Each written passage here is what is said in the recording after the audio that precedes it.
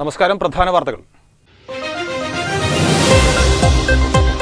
ADGP MR Ajith കുമാറും RSS നേതാവും തമ്മിലുള്ള കൂടിക്കാഴ്ചയിൽ ദുരൂഹതയുണ്ടെന്ന KC വേണുഗോപാൽ MP. ഇക്കാര്യത്തിൽ മുഖ്യമന്ത്രി മൗനം വെടിയണമെന്നും നിലപാട് വ്യക്തമാക്കണമെന്നും KC. ഇന്ന് വിനായക ചതുർത്ഥി. ക്ഷേത്രങ്ങളിലെല്ലാം പ്രത്യേക പൂജകളും ചടങ്ങുകളും നടന്നു. ചേർത്തല പടയണിപ്പാലത്തിൽ തിരക്കേറുന്നു. സെന്റ് മേരീസ് പാലം പൊളിച്ചിട്ടിരിക്കുന്നതും ഇരുമ്പ് പാലത്തിൽ ഗതാഗത നിയന്ത്രണം വന്നതുമാണ് പ്രധാന കാരണം. ഓണം അടുത്തതോടെ തിരക്ക് നിയന്ത്രണാതീതമാവും എന്നതിൽ തർക്കമില്ല. സെപ്റ്റംബർ മാസത്തിനുള്ളിൽ സെന്റ് മേരീസ് പാലം തുറന്നുകൊടുക്കുമെന്ന് പറഞ്ഞവരുടെ നിശബ്ദത തുടരുന്നു. ആരോട് പറയാൻ? വിശദമായ വാർത്തയിലേക്ക്. ADGP MR അജിത് കുമാറും RSS നേതാവും തമ്മിലുള്ള കൂടിക്കാഴ്ചയിൽ ദുരൂഹതയുണ്ടെന്നും ഇക്കാര്യത്തിൽ മുഖ്യമന്ത്രി മൗനം വെടിയണമെന്നും KC വേണുഗോപാൽ MP പറഞ്ഞു. ആലപ്പുഴയിൽ മാധ്യമപ്രവർത്തകരോട് സംസാരിക്കുകയായിരുന്നു അദ്ദേഹം. അല്ല, ഇത് ഏറ്റവും വലിയ ദുരൂഹത ഉണ്ടാക്കിയിരിക്കുന്ന കാര്യമാണ് ഈ സംഭവം.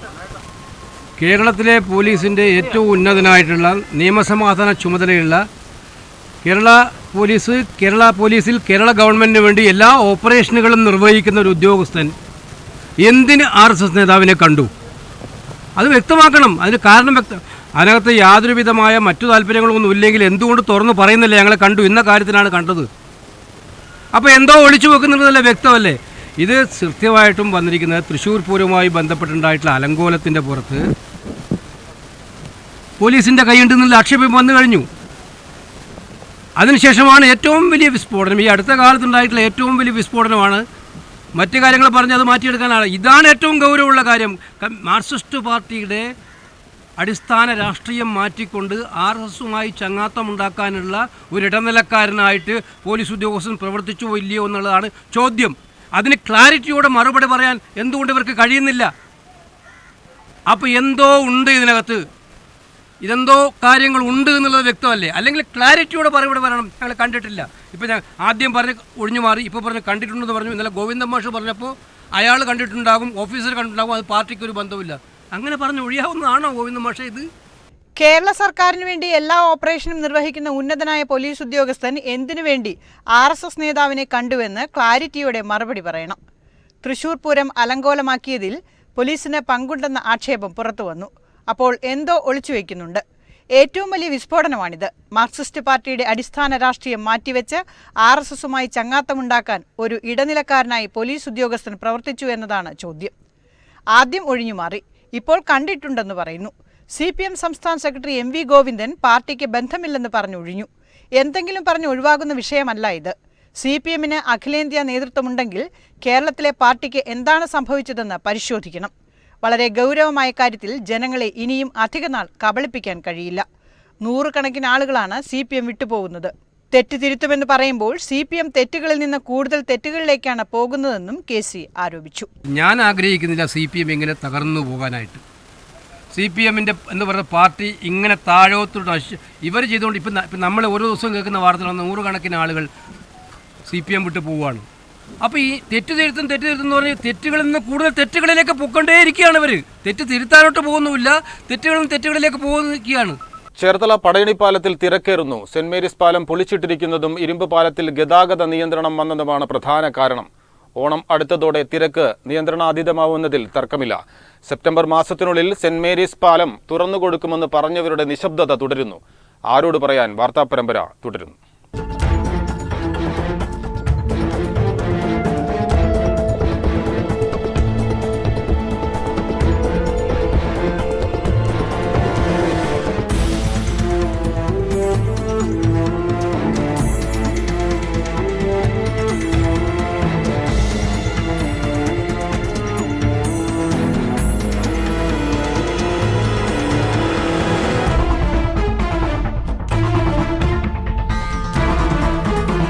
ചേർത്തല പടയണിപ്പാലമാണ് ഇപ്പോൾ വാഹനങ്ങൾക്ക് കടന്നു പോകാനുള്ള ഏക മാർഗം.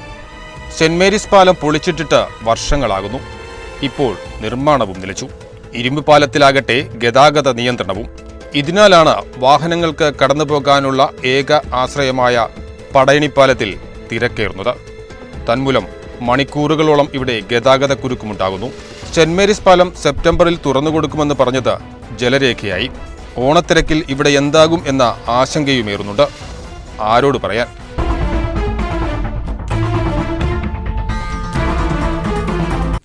വാരനാട് ദേവീക്ഷേത്രത്തിൽ വിനായക ചതുർത്ഥി ആഘോഷം ഭക്തിനിർഭരമായി പുലർച്ചെ നടന്ന അഷ്ടദ്രവ്യ മഹാഗണപതി ഹോമത്തിൽ നിരവധി ഭക്തർ പങ്കെടുത്തു.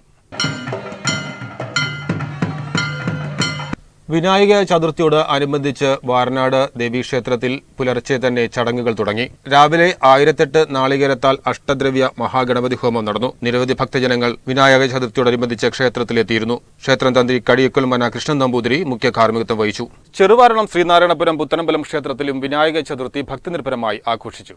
പുലർച്ചെ 4 മണി മുതൽ വിനായക ചതുർത്ഥി ചടങ്ങുകൾ തുടങ്ങി. അഷ്ടദ്രവ്യ മഹാഗണപതി ഹോമത്തോടെയായിരുന്നു തുടക്കം. നിരവധി ഭക്തർ ചടങ്ങിൽ പങ്കെടുത്തു. വൈക്കം മൂത്തേടത്തുകാവ് ഭഗവതി ക്ഷേത്രത്തിൽ നടന്ന വിനായക ചതുർത്ഥി ആഘോഷം ഭക്തിനിർഭരമായി. മഹാഗണപതി ഹോമം, തീയാട്ട്, ഗുരുതി എന്നിവ ക്ഷേത്രത്തിൽ നടന്നു. വിശിഷ്ടങ്ങളായ ഭോജ്യങ്ങളൊരുക്കി എല്ലാ ദിവസവും ഈ ക്ഷേത്രത്തിൽ ഗണപതി ഹോമം നടത്തുന്നു. എന്നാൽ ചിങ്ങമാസത്തിലെ വെളുത്തപക്ഷം 4-ാം നാളിലെ വിനായക ചതുർത്ഥി അഷ്ടദ്രവ്യ മഹാഗണപതി ഹോമത്തോടെയാണ് നടത്തിയത്. 1008 നാളികേരവും അതിനു ചേർന്ന് അളവിൽ മറ്റ് ദ്രവ്യങ്ങളുമാണ് വിനായക ചതുർത്ഥി ദിവസം ഹോമിച്ചത്.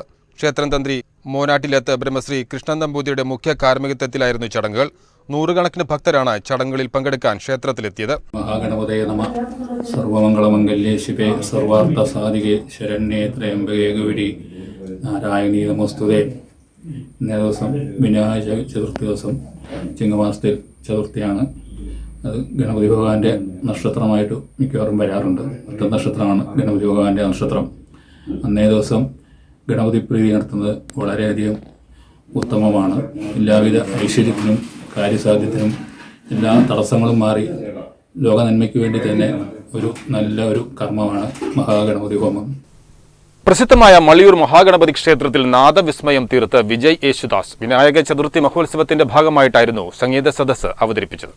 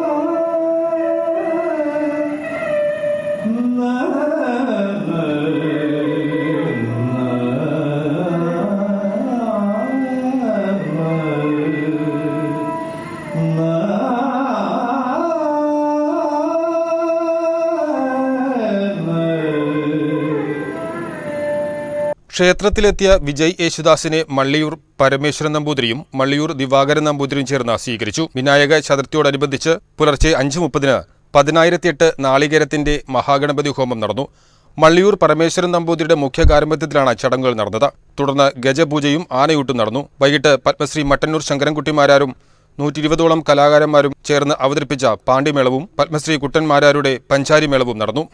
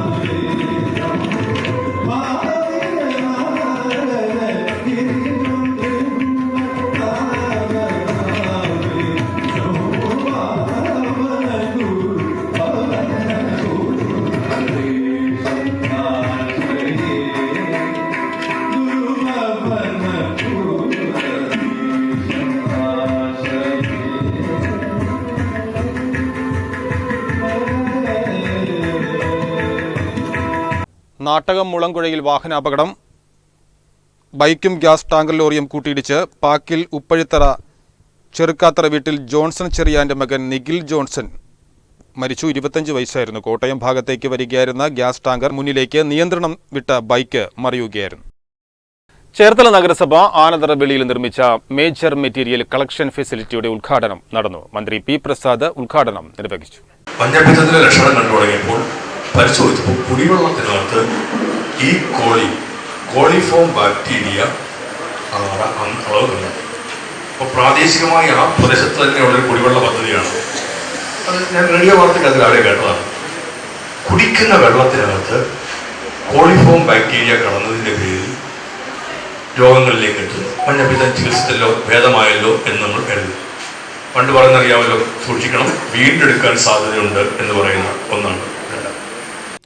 ചേർത്തല നഗരസഭയുടെ 2024-25 വാർഷിക പദ്ധതിയിൽ ഉൾപ്പെടുത്തി നഗരസഭാ പരിധിയിലെ അജൈവ മാലിന്യങ്ങൾ ശേഖരിച്ച് തരംതിരിച്ച് കൈകാര്യം ചെയ്യുന്നതിലേക്കായി ഹരിത കർമ്മസേനയ്ക്ക് നിർമ്മിച്ചതാണ് മേജർ മെറ്റീരിയൽ കളക്ഷൻ ഫെസിലിറ്റി. IRTCയുടെ സാങ്കേതിക സഹായത്തോടെയായിരുന്നു നിർമ്മാണം. ചടങ്ങിൽ ചെയർപേഴ്സൺ ഷേലി ഭാർഗവൻ അധ്യക്ഷത വഹിച്ചു. ശുചിത്വ മിഷൻ ജില്ലാ കോർഡിനേറ്റർ KC വിനോദ് കുമാർ മുഖ്യ അതിഥിയായി പങ്കെടുത്തു. ജനപ്രതിനിധികളായ TS അജയകുമാർ, ശോഭ ജോഷി, G രഞ്ജിത്ത്, മാധുരി സാബു, AS സാബു തുടങ്ങിയവർ പങ്കെടുത്തു. Kerala federation of the blind Cherthala taluk കമ്മിറ്റിയുടെ നേതൃത്വത്തിൽ പാണാവള്ളിയിൽ ഓണാഘോഷ പരിപാടികൾ നടത്തി.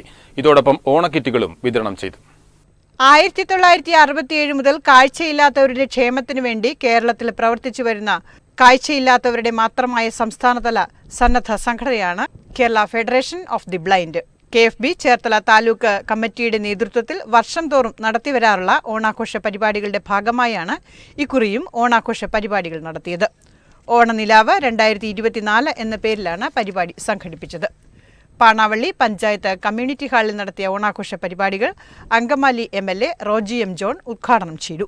ഇവിടെ സ്വാഗത പ്രസംഗത്തിലും അതുപോലെ തന്നെ അധ്യക്ഷ പ്രസംഗത്തിൽ മനുവുമൊക്കെ ഇന്ന് ഈ സമൂഹം അനുഭവിക്കുന്ന പ്രയാസങ്ങളും പ്രശ്നങ്ങളും അതുപോലെ തന്നെ അത് പരിഹരിക്കുന്നതിന് വേണ്ടിയിട്ട് സംഘടന എന്ന നിലയിൽ KFB നടത്തി വരുന്ന പ്രവർത്തനങ്ങളെക്കുറിച്ചുമൊക്കെ ഇവിടെ സൂചിപ്പിക്കുകയുണ്ടായി.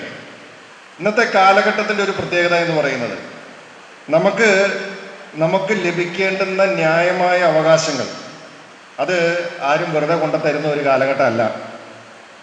നമുക്ക് ലഭിക്കും, അല്ലെങ്കിൽ ഭരണഘടന ഉറപ്പ് നൽകുന്ന അവകാശങ്ങളും ആനുകൂല്യങ്ങളും ഒക്കെ നമുക്ക് ലഭിക്കും എന്ന് കരുതി നമ്മൾ മിണ്ടാതിരുന്നാൽ ആരും ഇത് കൊണ്ടുതരില്ല എന്നുള്ളതാണ് കഴിഞ്ഞ കുറേ നാളുകളായി അനുഭവങ്ങൾ നമ്മളെ സൂചിപ്പിക്കുന്നത്. നമുക്കറിയാം, ഭിന്നശേഷിക്കാരായിട്ടുള്ള ആളുകൾ, പ്രത്യേകിച്ച് കാഴ്ചപരിമിതരായിട്ടുള്ള ആളുകളൊക്കെ ഒത്തിരിയേറെ പ്രയാസങ്ങളിലൂടെയാണ് കടന്നുപോയിക്കൊണ്ടിരിക്കുന്നത്. ഞങ്ങളൊക്കെ ഈ വിഷയം നിയമസഭയിൽ ഉൾപ്പെടെ നിരവധി തവണ ഉന്നയിച്ചിട്ടുള്ളതാണ്. നമുക്കറിയാം, ഇപ്പോൾ ക്ഷേമ പെൻഷൻ നമുക്ക് മുടങ്ങുമ്പോൾ അതിൻ്റെ ഏറ്റവും പ്രധാനമായിട്ടുള്ള പ്രയാസം അനുഭവിക്കുന്നത് ഒന്ന് ഭിന്നശേഷിക്കാരായിട്ടുള്ള ആളുകൾ തന്നെയാണ്. സാധാരണ കിട്ടിക്കൊണ്ടിരുന്ന പെൻഷൻ കിട്ടാത്തതിൻ്റെ പ്രയാസമുണ്ട്. രണ്ട്, ദേശീയ തലത്തിൽ തന്നെ ഉള്ള ഒരു നയത്തിൻ്റെ ഭാഗമാണ് ക്ഷേമ പെൻഷനുകൾ വിതരണം ചെയ്യുമ്പോൾ അത് ഭിന്നശേഷിക്കാർക്ക് 25% അധികമായി ഉയർത്തി അത് വ്യത്യസ്ത സ്ലാബിൽ നൽകണം എന്നുള്ളത്. നമുക്കൊരു കാലഘട്ടം വരെയൊക്കെ കേരളത്തിൽ അത് ഉണ്ടായിരുന്നു. 2016 കാലഘട്ടം വരെ ഉമ്മൻചാണ്ടി കേരളത്തിൻ്റെ മുഖ്യമന്ത്രിയായിരുന്ന കാലത്തൊക്കെ അന്ന് 900 രൂപ സാധാരണ പെൻഷൻ ഉണ്ടായിരുന്ന സമയത്ത് ഭിന്നശേഷിക്കാർക്ക് 1200 ഏറ്റവും ഒടുവിൽ ആ സർക്കാരിൻ്റെ അവസാന കാലഘട്ടത്തിലേക്ക് അത് 1500 ആക്കിയൊക്കെ ഉയർത്തിയത് നമുക്കെല്ലാവർക്കും ഒരുപക്ഷെ ഓർമ്മയുണ്ടാവും. പക്ഷെ പിന്നീട് പെൻഷൻ ഏകീകരണം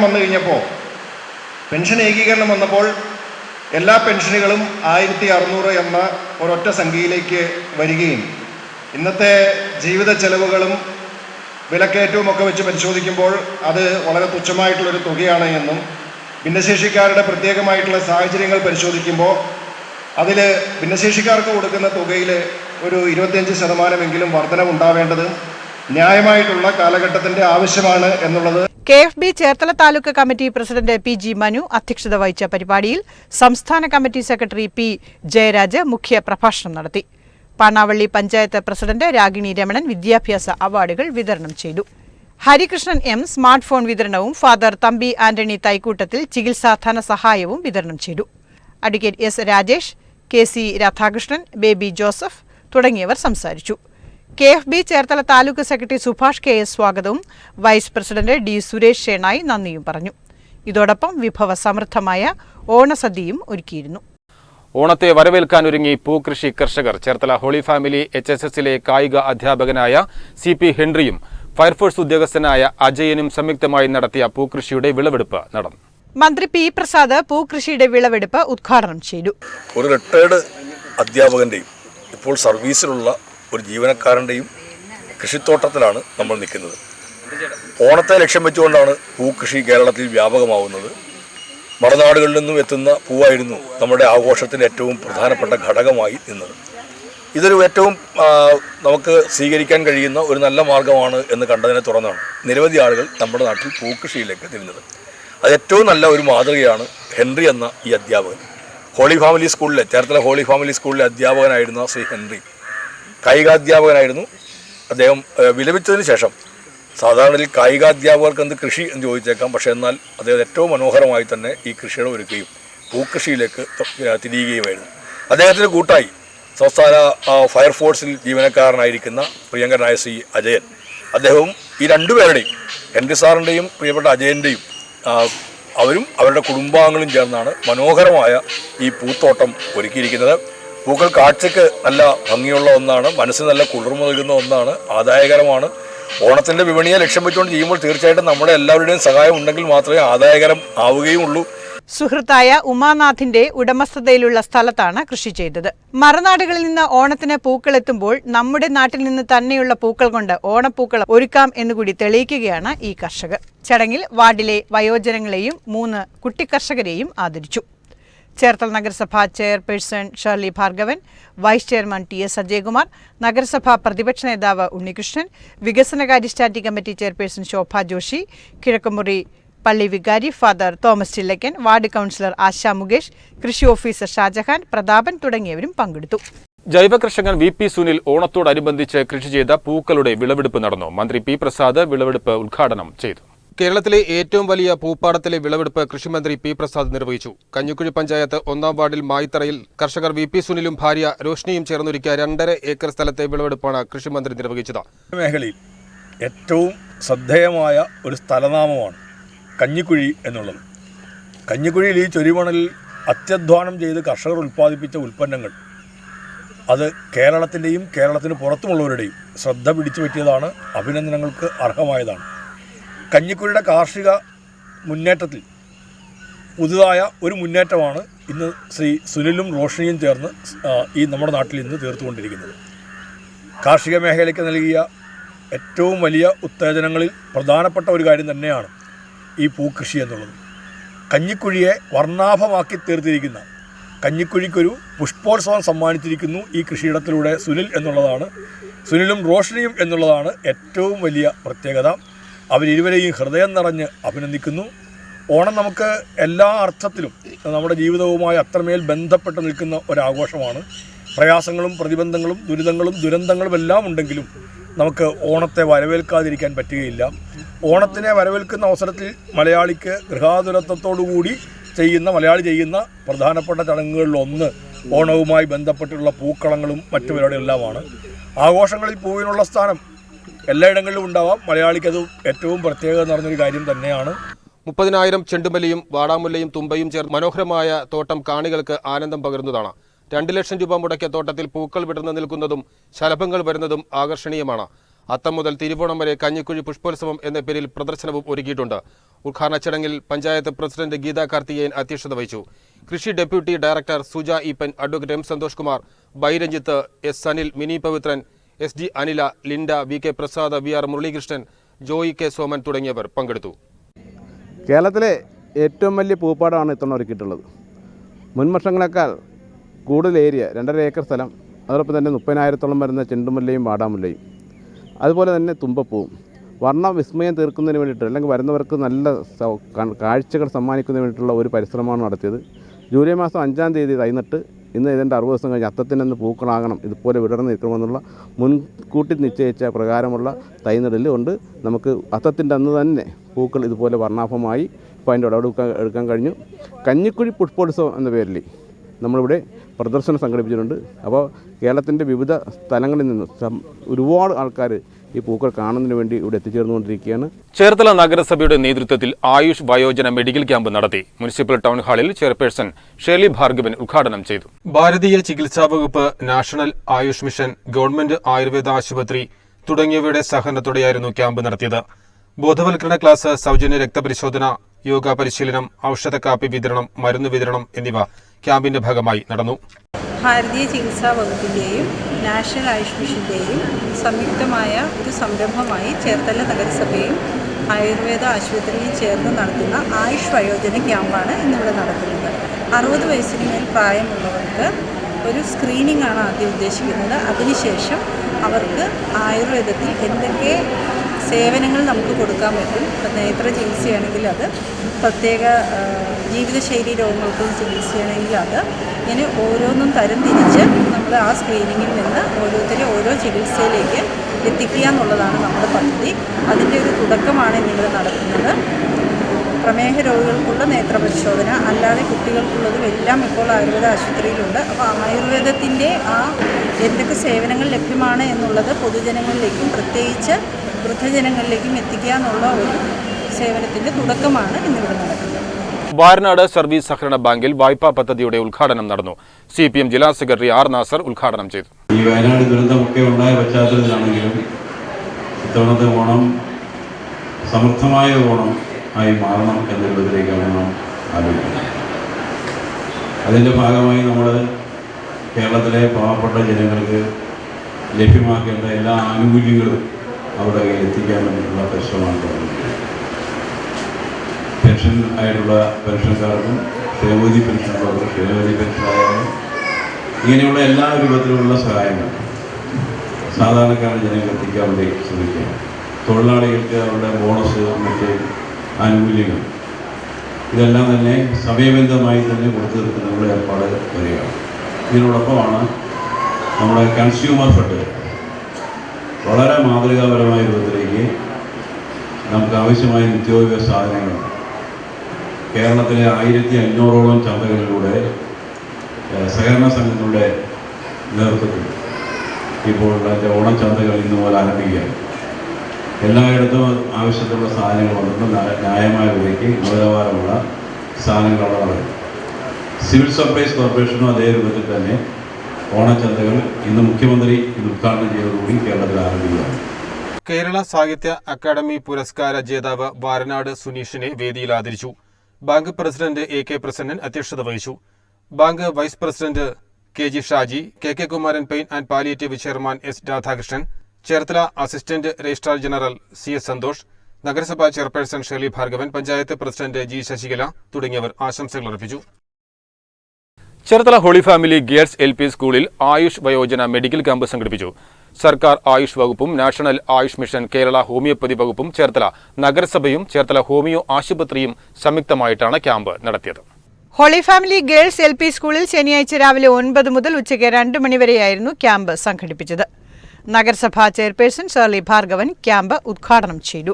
നമ്മുടെ പ്രായമായ 60 വയസ്സൊന്നും ഒരു പ്രായമല്ല, എങ്കിലും 60 വയസ്സ് നമ്മളൊരു പ്രായമായിട്ട് തന്നെ പറയുകയാണ്. 60 വയസ്സ് ആയിട്ടുള്ള ആൾക്കാർക്ക് വേണ്ടിയിട്ടുള്ള മെഡിക്കൽ ക്യാമ്പ്, അതും ആയുഷ് വയോജന മെഡിക്കൽ ക്യാമ്പ് എന്നുള്ള രീതിയിൽ ഗവൺമെൻറ്റിൻ്റെയും അതുപോലെ തന്നെ ചേർത്തല നഗരസഭയുടെയും ചേർത്തല ഹോമിയോ ആശുപത്രിയുടെയും സംയുക്തമായിട്ട് നടത്തപ്പെടുകയാണ്. ഇവിടെ സ്വാഗത പ്രസംഗം സൂചിപ്പിച്ചതുപോലെ തന്നെ ഇന്നിപ്പം നമ്മൾ കാണുന്നതായിട്ടുള്ള, നമ്മളിൽ വരുന്നതായിട്ടുള്ള അസുഖങ്ങൾ നമുക്കെല്ലാവർക്കും അറിയാവുന്നതാണ്. ചെറിയ പ്രായം തൊട്ട് തന്നെ ഇന്ന് പ്രഷർ, അതുപോലെ ഷുഗർ, ഹാർട്ടിൻ്റെ പ്രശ്നങ്ങൾ, ഒരുപാട് രോഗങ്ങളിന് അടിമപ്പെട്ടുകൊണ്ടാണ് നമ്മൾ ഓരോരുത്തരും മുന്നോട്ട് പോകുന്നത്.